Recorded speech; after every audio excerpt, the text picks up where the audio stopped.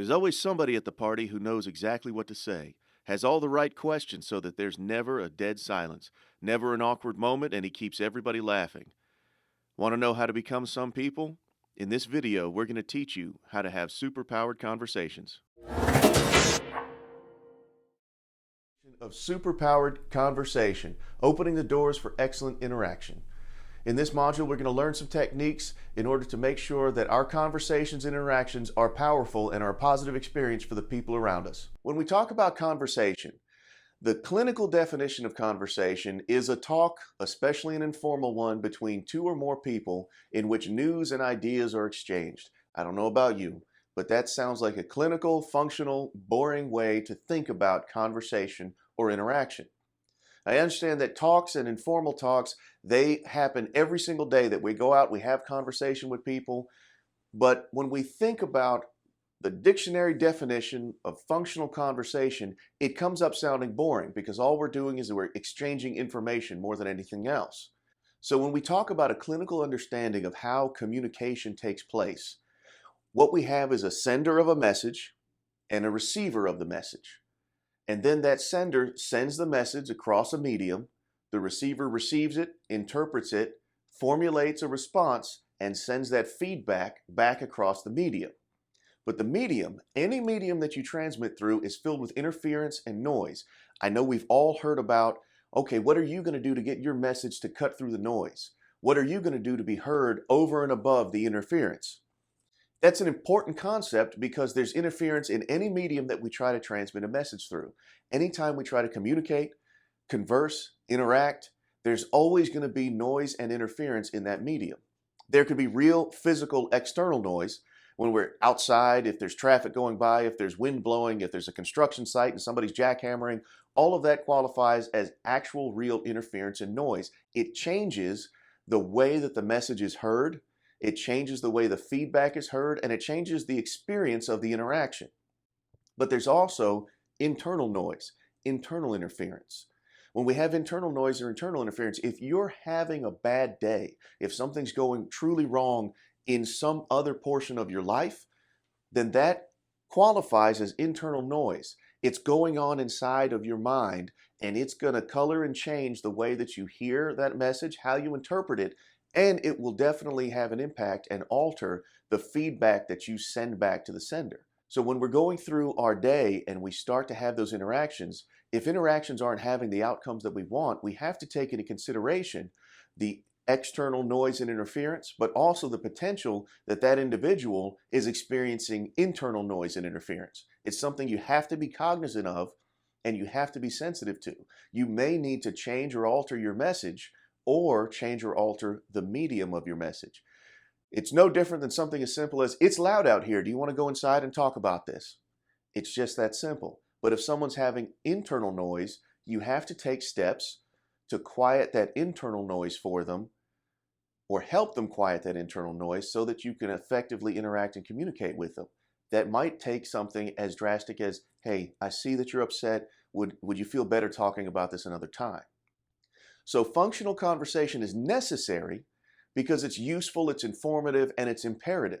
If you have, if you're in a situation where a doctor is communicating with another healthcare provider and you're the patient, then yes, you want them to have functional conversation. You want to make sure that they are exchanging information, useful knowledge, and imperative commands to one another so that you get the best care possible. So it's not as if functional conversation is something that should be eliminated. Far from it. We need it. It's imperative to have. But it's not the most powerful form of interaction. Now, one of the things that comes in when we have functional conversation is that people have a fear of functional conversation based upon the fact that it feels pressured. It feels like they have the pressure to know something, to communicate something that's useful and imperative, or it could potentially be boring. I know school teacher interactions, when you have young school students, they know that they have to be there. It's imperative. They intellectually know that the knowledge is important to them, but it's potentially boring. That's why they have some apprehension about going into the classroom, sitting down, paying attention. There's always a factor of what content will I bring to the table? What will I say? How are they going to react? What if I say the wrong thing and upset somebody? Well, just like in the last module, we talked about the pre-qualification triad. When you have conversational interaction, the pre-qualification triad comes into play.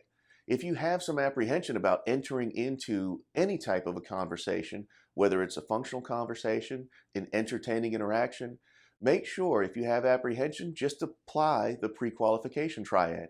Is somebody going to kill me dead or eat me alive? Probably not.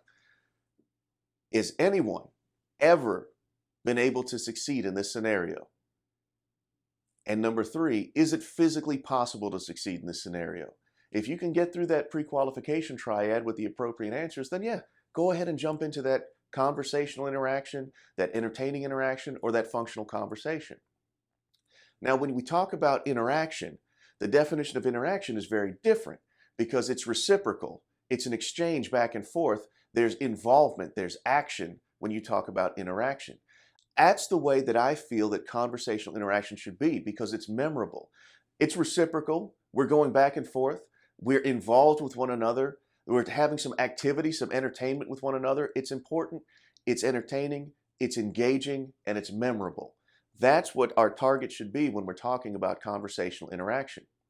The reality of having conversational interaction with people is that it represents the ultimate opportunity. It's an opportunity to be influenced and to influence others. It's the opportunity to serve others and to be served by others. It's the opportunity to comfort and be comforted.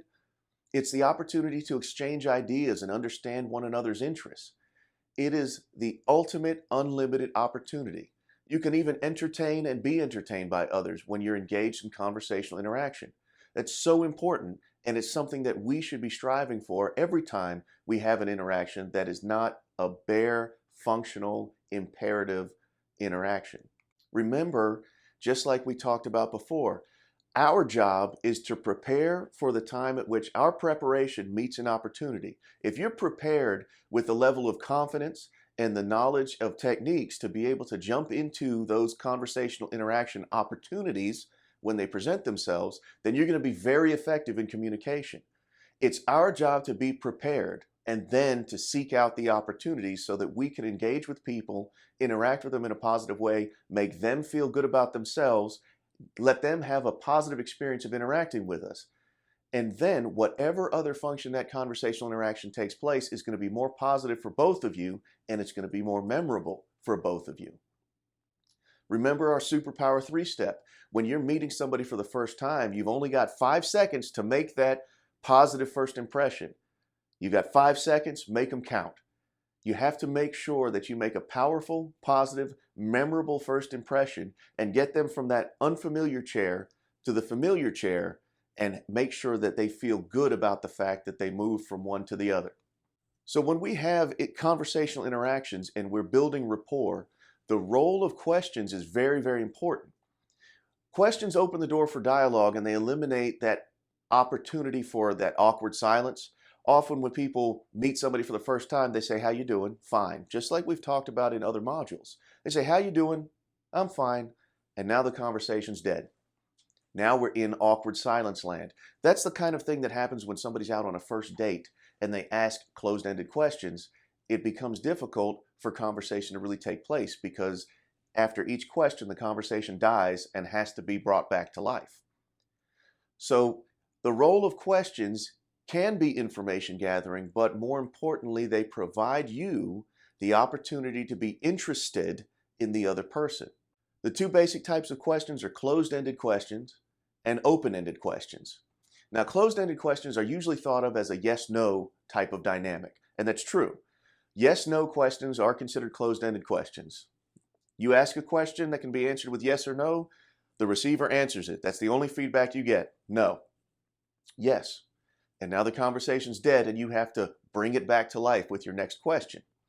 It can also be a this, that type of a question, and often your what, when, and where questions end up being closed-ended. Because if you're asking when, what time?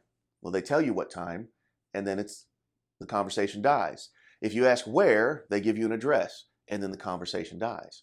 Now, what, when, and where questions can be open-ended if you're talking about a powerful moment in somebody's life. For example, the question, where were you when you first heard about 9/11? That's not a closed-ended question because you're opening the door for someone to tell a story about a pivotal moment in their life. That's a different type of open-ended question, but it is something that you only want to utilize when you've developed a level of rapport where they feel like they can trust you with important stories about their life. But those are scenarios where your what, when, and where questions do become open-ended questions because they allow that person the chance to tell their story, which is really what we're all hoping for in an interaction. We're hoping for a chance to be able to tell a part of our story and see how it relates to your story.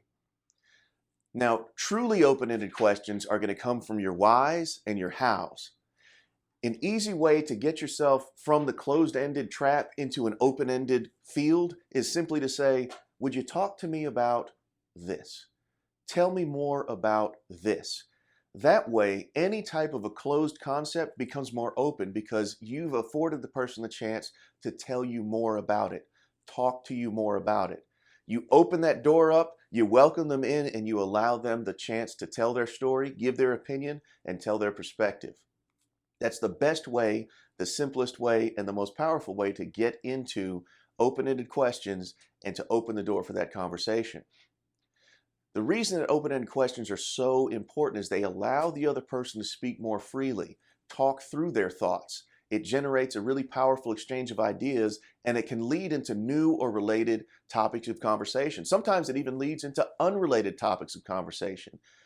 Just like before, when I said if you ask somebody, where were you when you first heard about 9/11, that can lead into a whole bunch of different types of conversations about meaningful, powerful, and pivotal parts of someone's life. Whether it's related or not to the question you asked, you've opened the door to conversation and people jump right in and start telling parts of their story. And then you can come back and explain how that relates to parts of yours. And that exchange of information and ideas suddenly becomes interaction. Now, another powerful technique for open-ended questions is when you don't know somebody at all. You don't want to hit them with one of those really powerful questions about a pivotal moment in their life, but you can say something just as simple as, tell me about yourself. And then listen, pay attention, because where they begin, when you say something simple like, I really don't know you, can you tell me something about yourself? Think about the moment that they begin speaking, where do they start in their life? Do they talk about their kids? Do they talk about their family? Do they talk about their job? What they begin talking about is going to be an indicator for you as to what they value, what's really important to them. And then you can file that away so that you can continue to facilitate a really positive interaction that makes them feel good, because you can return to topics that you now know are important to them. When we're thinking about conversational questions that we utilize to open up positive interactions, we want to make sure that we remember, I've always cautioned against any question that can be answered with fine or good or okay or I'm fine. Unless you're talking about someone's hair, you don't want an answer to your question to be fine. Remember, saying, how are you? They'll say fine. Now the conversation's dead, and you would have to bring that conversation back to life. If you say, how was your weekend? Fine. Well, now the conversation's dead, and you'd have to bring it back to life. So think about questions that'll be unexpected, but more specific. When you say, how was your trip? That's a large volume of potential responses. A person gets overwhelmed and they say, fine, I'm fine. Ask something more specific. What's the most interesting person that you met on your trip? Or instead of, how was your weekend? Say, tell me one thing that made you laugh your butt off this weekend. It's unexpected, it's specific, and then they have to engage their frontal lobe and think for a second, oh man, I do have a good story. And now you're involved in a story that made them laugh, it entertained them. They're going to tell the story to entertain you. Now you're both laughing. That's a positive and memorable interaction. It's important that you be unexpected because you disrupt the OODA loop like we talked about in Module 1. You disrupt their OODA loop so that they're not on autopilot anymore, because autopilot is where you get the fine. How you doing? Fine. How was your weekend? Fine. How was your trip? It was fine. Get them out of OODA loop, get them off autopilot, and now they're engaged in this interaction with you, and they're going to remember you for the way you made them feel about themselves, the way you made them feel about their trip, the way you made them feel and remember that funny thing that happened over the weekend. All of those things, they hit on emotions, and emotions are really what people remember, how you made them feel.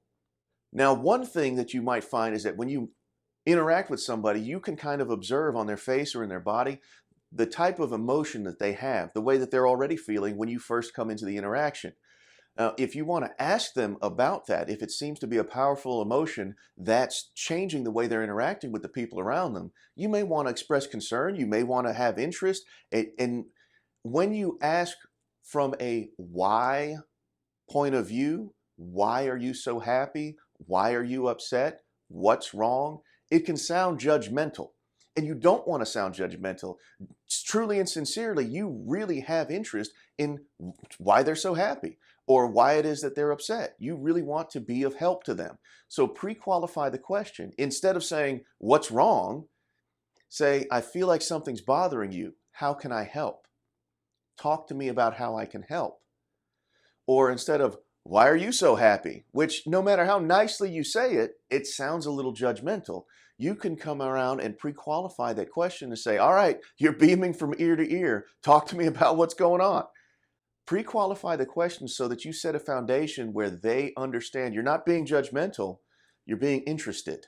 And when you're being interested and concerned and you have a true, genuine interest in what's going on with them, they'll feel more comfortable in opening up to you about why they're so happy, what's been going on, about what's bothering them.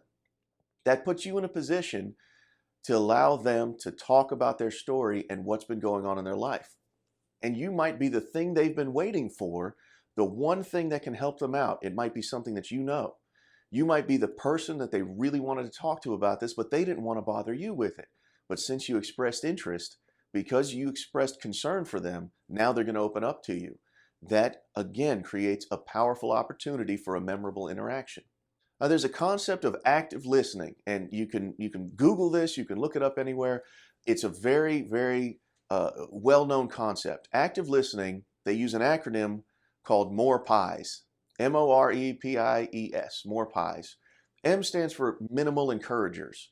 That's a big way of saying when you are listening to someone and you want them to know that you're still engaged with what they're saying, and you go, oh yeah, okay, really, you're kidding.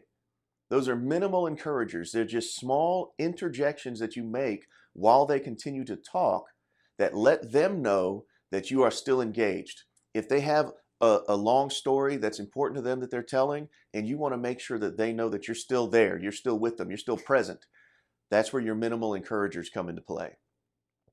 The O is open-ended questions. We've already talked about that, and so you can see how important they are. The R is reflecting or mirroring. When you're speaking to somebody and they're going through something that's important to them, one of the things that they may be interested in is whether or not you're hearing and understanding and whether or not you're agreeing with them. One of the ways that you can communicate either understanding or agreement is with a gentle nod and repeating the last couple of words that they said. The last couple words of the sentence as they're saying it, and you repeat it to them, it lets them know that you're understanding them and that you possibly agree with them. That's reflecting and mirroring verbally. You can also do a nonverbal reflecting, a nonverbal mirroring. What that looks like is when you're speaking to somebody and they start to take certain body postures. They may lean on something a certain way, or they may sit on something a certain way and fold their arms or lean on the armrest a certain way. You can physically mirror their body posture, and it sends them a subconscious signal that you guys are on the same team. Another way I've seen this employed very powerfully is if you're sitting on opposite sides of a table from somebody and they're talking about something that really is important to them, you can slide around the table to the same side as them. Again, with that nonverbal display that you are on their side, that you're with them in this, that you're engaged, understanding, and you're concerned, and you feel like you have a connection with them. So that's mirroring and reflecting. E is emotion labeling. If someone's talking about something that carries with it some type of emotion, positive or negative, you can label that emotion in part of your response. Wow, it sounds like that was a lot of fun. It sounds like that really frustrated you. With that emotion labeling, number one, that lets them know, yes, he's listening, he's getting me, or she's paying attention, she's really understanding what I'm trying to communicate. But it also affords them the opportunity to correct you if you're wrong.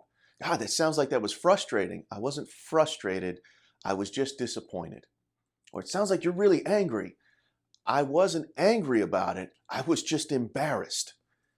You use that emotion labeling so that they know you're with them in the conversation, present in the interaction, but it also gives them the opportunity to correct you if you're wrong about it. P is for paraphrasing. When you're speaking with somebody and they give you a large volume of information that matters to them, you can paraphrase it, make it shorter in your own words, and kind of send it back to them and see if you're truly understanding their correct meaning. That again gives them the chance to correct you, but it also shows them, yeah, he's listening to me. When we talk about I statements, that's when you, the receiver, are taking ownership of whatever your feedback is. So instead of saying, we can get that taken care of for you, or instead of saying, they probably should understand you more, you make an I statement. I understand what you're going through, or I want to understand what you're going through, or I can get that taken care of for you. Make an I statement to take ownership of what you feel like should happen or what you feel like you can make happen. That I statement is powerful because it lets them know that you are telling them that they matter and that you will take ownership of trying to help them. That's important in interaction, especially when someone is confiding something in you. E is effective pauses. Right before or right after you say something that you feel like will have impact, take a pause. Those pauses can be very effective if you utilize them sparingly in conversations and immediately before or immediately after something that you believe will have a significant impact on the person that's listening to you. And then S is simply summarize. If you summarize what you've been through in a conversation, then the other person in the interaction with you can know that you have gathered the whole scope of what they've been trying to communicate to you in the conversation. If you forget everything else though, remember minimal encouragers, because that's an easy, simple way to let people know I'm still in this conversation with you. O, open-ended questions. We know how important those are. And then paraphrasing. Because even if you don't summarize the end of a conversation, if you've paraphrased little by little throughout the interaction, then they still have that confidence that you've been paying attention and that you're understanding them. Plus, they've had several opportunities to correct you if you're not really getting their meaning correctly. Remember that it's still going to be about them. The interaction when you're there, because you've been through this type of training, because you have this type of instinctive confidence, because you know how to overcome interaction anxiety, you are a person who in an interaction is kind of leading the way a little bit. And when you're leading the way in an interaction, make sure you know that it's about them. It's about how they feel the interaction made them feel about themselves.